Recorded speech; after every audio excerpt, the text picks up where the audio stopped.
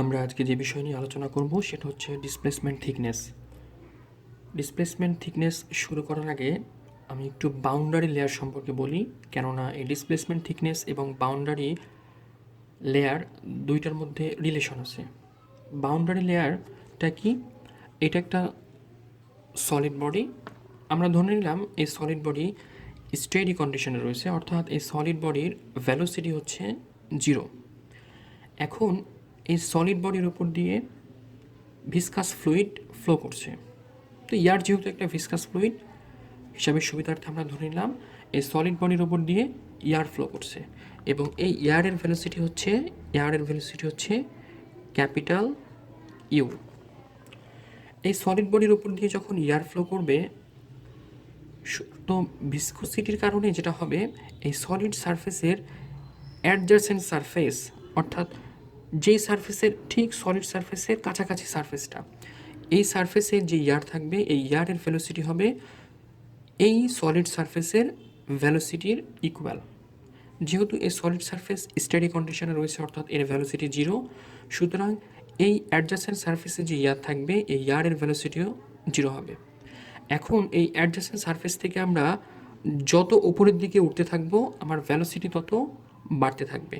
তাহলে এই কন্ডিশনে আমার ভেলোসিটি কত? 0। আমি এখন যত উপরের দিকে উঠতে থাকবো আমার ভেলোসিটি তত বাড়তে থাকবে, এবং এক পর্যায়ে ভেলোসিটি বাড়তে বাড়তে 99% অফ স্ট্রিম ভেলোসিটি হবে, তারপর 100% স্ট্রিম ভেলোসিটি হবে। তো 99% অফ স্ট্রিম ভেলোসিটি হবে যখন হবে, তখন পর্যন্ত যে লেয়ারটা ফর্ম করবে এই লেয়ারকে আমরা বলে থাকি বাউন্ডারি লেয়ার। তাহলে আমরা যদি বাউন্ডারি লেয়ারের ফিগারটা ড্র করি কেমন হবে, একটু ড্র করি।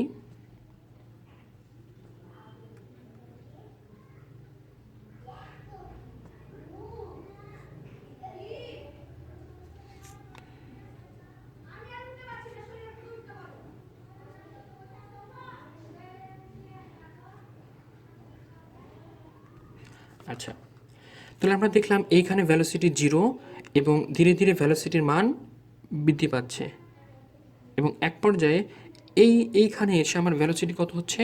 99% অফ স্ট্রিম ভ্যালোসিটি। তো এই যে এই 0 থেকে শুরু করে 99 পর্যন্ত এই লেয়ারটা যে ফর্ম হয় এই লেয়ারটাকে আমরা বলে থাকি বাউন্ডারি লেয়ার। তাহলে বাউন্ডারি লেয়ার আমরা একটু এই লেয়ারটা আমরা একটু কালার করে ফেলি সুন্দর করে।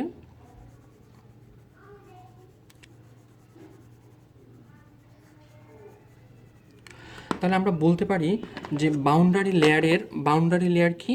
এই যে সলিড সারফেস থেকে 99% ইউ পর্যন্ত এই যে লেয়ার ফর্ম হলো এই লেয়ারকে আমরা বলবো বাউন্ডারি লেয়ার। এবং এই বাউন্ডারি লেয়ারের সলিড অ্যাডজাসেন্ট সারফেসের ভ্যালোসিটি হচ্ছে 0 এবং ম্যাক্সিমাম ভ্যালোসিটি হচ্ছে এই লেয়ারটাতে, যেটা কত? 99% অফ স্ট্রিম ভ্যালোসিটি। এর ওপরের দিকে আমরা যত যাব, অর্থাৎ এই যে এই রিজিয়নটাতে আমরা যদি যাই, তাহলে এই রিজিয়নে আমার ভেলোসিটি হবে কত? Stream velocity. অর্থাৎ এই রিজিয়নটাতে আমার ভেলোসিটি হবে স্ট্রিম ভেলোসিটি। দ্যাট মিন্স এখানে ভেলোসিটি হবে ইউ। এখন এই ফিগারটাকে আমরা একটু 2Dতে ড্র করি। 2Dতে যদি ড্র করি কেমন হবে? এটা হচ্ছে সলিড ব্লক।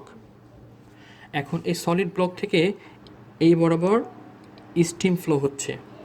আমরা বাউন্ডারি লেয়ার যদি ফর্ম করি এরকম, ক্লিয়ার? এখন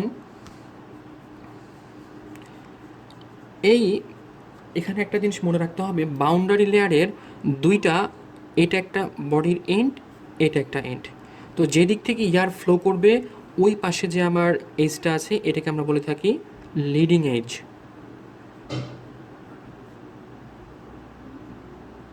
আর অপর পাশের যে এজটা এটাকে আমরা বলবো ট্রেলিং এজ।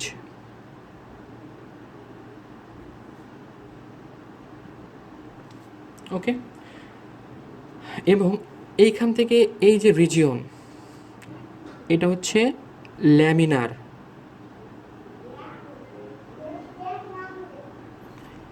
এইখান থেকে এটা হচ্ছে ট্রানজিশন রিজিয়ন, আর এইখান থেকে এই রিজিয়ন এতটুকু হচ্ছে টার্বুলেন্ট রিজিয়ন। তাহলে ল্যামিনার, ট্রানজিশন এবং টার্বুলেন্ট রিজিয়ন। ক্লিয়ার? তাহলে আমরা যদি এই জায়গার ভ্যালোসিটি ডায়াগ্রাম ড্র করি কেমন হবে? এই জায়গার ভ্যালোসিটি হবে, যেহেতু সলিড সারফেস, এই জায়গার ভ্যালোসিটি হবে 0। আমি যত উপরের দিকে উঠতে থাকবো ভ্যালোসিটি তত বাড়তে থাকবে, তাই না? তাহলে এবং বাড়তে বাড়তে কেমন হবে? ঠিক এইরকম হবে, এবং এই জায়গায় আমি ম্যাক্সিমাম ভ্যালোসিটি পাবো, এবং সেটা কত? 99% অফ স্ট্রিম ভ্যালোসিটি। আমরা এই লেয়ারের উপরের দিকে ওঠা মানে এখানে ভ্যালোসিটি কত হবে? Stream velocity U. তাহলে একটা জিনিস খেয়াল করেন, সেটা হচ্ছে এই জায়গার ভ্যালোসিটি কত? 0, আর এই জায়গার ভ্যালোসিটি কত? 99% অফ স্ট্রিম ভ্যালোসিটি। তাহলে এখানে 0 এবং এই জায়গায় আমি ম্যাক্সিমাম ভ্যালোসিটি পাচ্ছি। তো সুতরাং এই ভ্যালোসিটি তারতম্যের কারণে আমার মাস ফ্লো রেটও একটা ডিফারেন্স দেখা দেবে।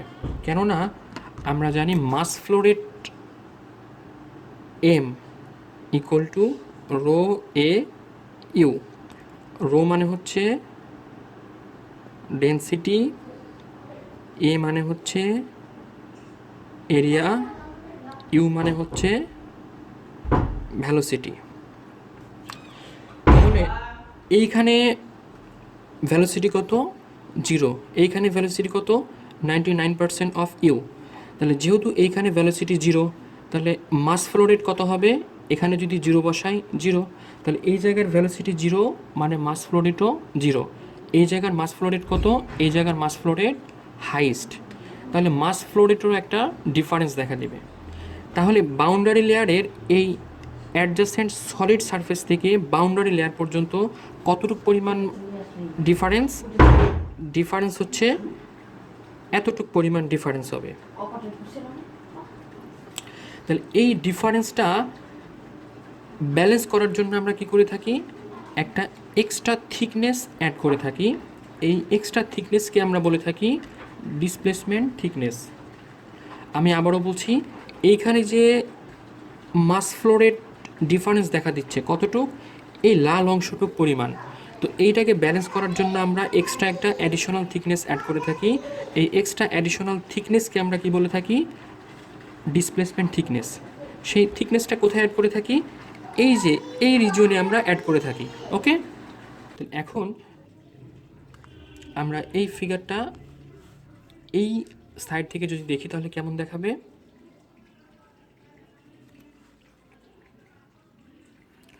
এটা হচ্ছে সলিড সারফেস, এই বরাবর হচ্ছে বাউন্ডারি লেয়ার, এবং ওপরে এই বরাবর যে রিজিয়নটা এটা হচ্ছে স্টিম লেয়ার। ক্লিয়ার? তাহলে আমরা একটু কালার করে দিই, সুন্দর লাগবে দেখতে সেটা। এটা হচ্ছে সলিড সারফেস,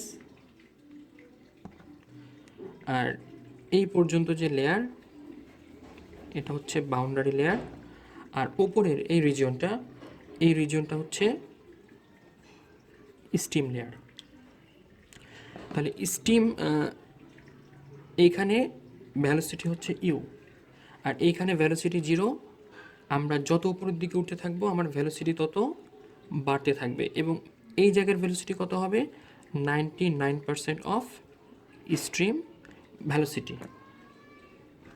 তাহলে আমরা ডিসপ্লেসমেন্ট থিকনেস কি বললাম? এর সাথে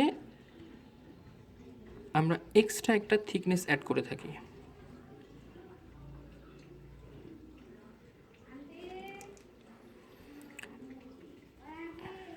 এটা হচ্ছে স্টিম রিজিয়ন, এটা হচ্ছে স্টিম রিজিয়ন, এখানে ভ্যালোসিটি হচ্ছে ইউ। এখন আমরা এক্সট্রা এই পরিমাণ থিকনেস অ্যাড করলাম।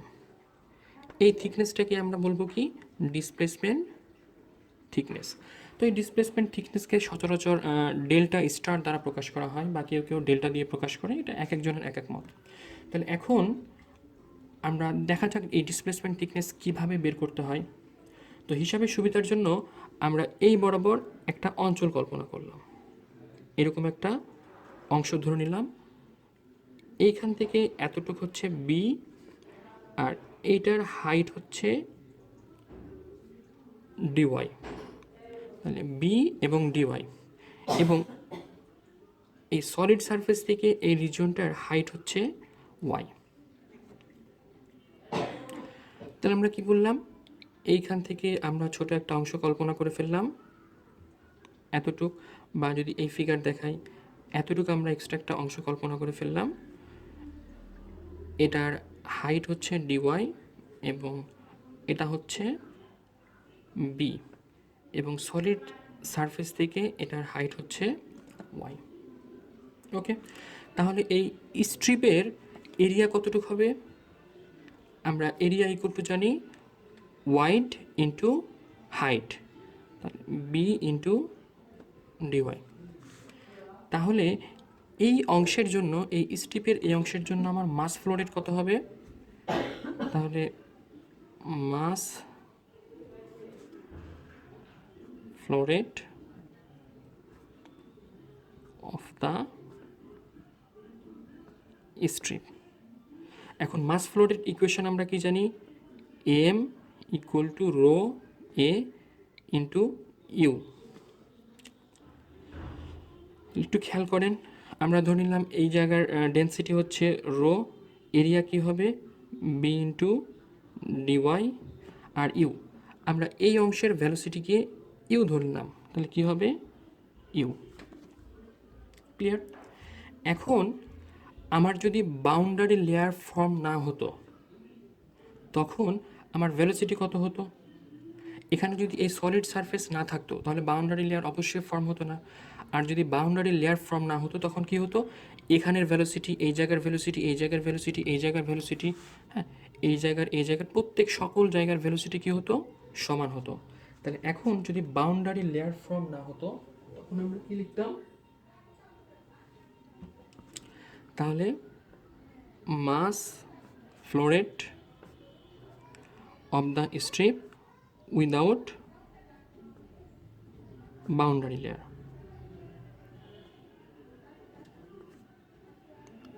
কি হতো?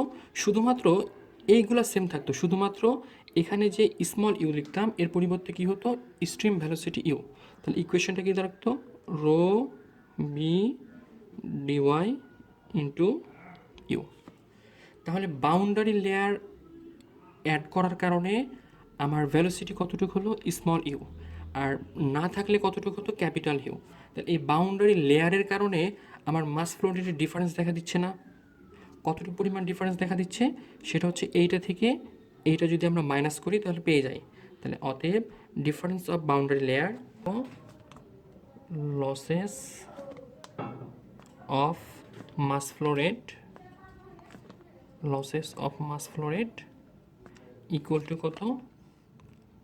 Rho B d y capital U minus rho B d y small U, বা rho B U minus U into dy. এখন এই পরিমাণ মাস ফ্লো রেট কী হচ্ছে? আমার লস হচ্ছে। আর এই লসটাকে ব্যালেন্স করার জন্য আমরা কি করলাম? এই পরিমাণ এক্সট্রা থিকনেস অ্যাড করলাম। আচ্ছা, তার আগে একটু বলে নিই, আমরা এখানে যে মাস ফ্লো রেট বের করলাম সেটা কতটুকুর জন্য? এই যে এতটুক যে স্ট্রিপ আছে ডিওয়াই লেন্থের জন্য। তাহলে এখন এই ফুল বাউন্ডারি লেয়ারের জন্য আমরা যদি বের করতে চাই তাহলে কি করতে হবে? এই থেকে এই পর্যন্ত আমার ইন্টিগ্রেশন করতে হবে। তাহলে আমরা কি পেয়ে যাব? ফুল বাউন্ডারি লেয়ারের জন্য মাস ফ্লো রেট। তাহলে অতএব total mass flow rate, total mass flow rate equal to কী করবো? জাস্ট এই টার্মটার আমরা ইন্টিগ্রেশন করব। তাহলে জিরো থেকে, এখন এইখান থেকে এই টার্মটা আমি একটু বলি, এই যে এই সলিড সারফেস থেকে বাউন্ডারি লেয়ারের ঠিক ওই ইন পর্যন্ত এই লেন্থটাকে আমরা বলে থাকি বাউন্ডারি লেয়ার থিকনেস। এটাকে ডেল দ্বারা প্রকাশ করা হয়। তাহলে আমরা কি লিখতে পারি? আমরা যে ইন্টিগ্রেশন করব কোথা থেকে শুরু হবে? এই জিরো থেকে কোথায় শেষ হবে? ডেল পর্যন্ত। তাহলে zero to del into rho into B U minus U into dy, বা এই দুইটা টার্ম আমরা এখানে নিয়ে চলে আসতে পারি যেহেতু এই দুইটা কনস্ট্যান্ট। জিরো থেকে ডেল পর্যন্ত U minus U into dy. এখন একটা জিনিস বুঝতে হবে, এই যে মাস ফ্লো রেট লস হচ্ছে, লস কোনটুক? এইটুক। আমরা এই লসের ভ্যালুটা এখানে বের করলাম। তাহলে এইটাকে ব্যালেন্স করার জন্য আমরা কি করে থাকি? এক্সট্রা একটা থিকনেস অ্যাড করে থাকি। এই থিকনেসকে আমরা কি বলে থাকি? Displacement thickness. তাহলে এখন এই ডিসপ্লেসমেন্ট থিকনেস হচ্ছে ডেল স্টার। তাহলে ডেল স্টারের জন্য আমার মাস ফ্লো রেট কতটুকু হবে? তাহলে আমরা কি লিখব? অতএব mass flow rate for extra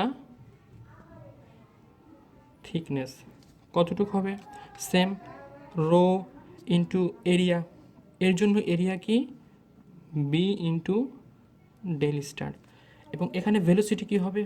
তো যেহেতু এই এক্সট্রা থিকনেসটা আমরা স্টিম রিজিয়নে করে থাকি, তাহলে স্টিমের রিজিয়নে যে ভ্যালোসিটি আর এর ভ্যালোসিটি সেম হবে। তাহলে কত হবে?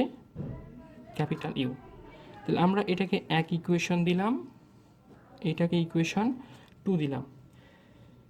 তাহলে একটু খেয়াল করি, আমার এখানে এই পরিমাণ মাস ফ্লো রেট লস হচ্ছে, এইটাকে ব্যালেন্স করার জন্য আমরা এক্সট্রা এই পরিমাণ থিকনেস অ্যাড করলাম। তাহলে অবশ্যই এখন এই দুইটা তাহলে কি হবে? ইকুয়েশন 1 এবং ইকুয়েশন 2 ইকুয়াল হবে। তাহলে অতএব আমরা কি লিখতে পারি?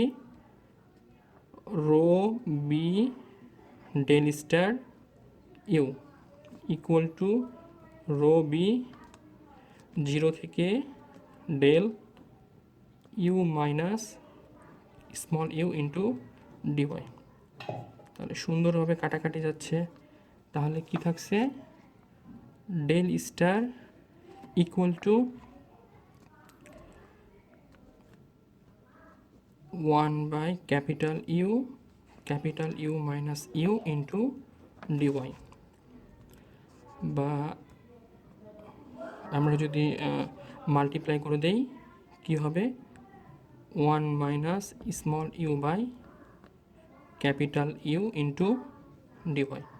তো এইটাকেই আমরা বলে থাকি ডিসপ্লেসমেন্ট থিকনেস। তো ফাইনালি আমি আবারও বলছি, ডিসপ্লেসমেন্ট থিকনেস হচ্ছে কি? এই যে এখানে যে পরিমাণ মাস ফ্লো রেট লস হচ্ছে, এই মাস ফ্লো রেট যে লস হচ্ছে, এই মাস ফ্লো রেট লসকে ব্যালেন্স করার জন্য আমরা স্টিম রিজিয়নে এক্সট্রা একটা থিকনেস অ্যাড করে থাকি। এই থিকনেসকে আমরা কি বলে থাকি? Displacement thickness. এবং ফাইনাল ডিসপ্লেসমেন্ট থিকনেসের ইকুয়েশনটা কি? Del star equal to integration lower limit 0, upper limit del 1 minus small U by capital U into dy.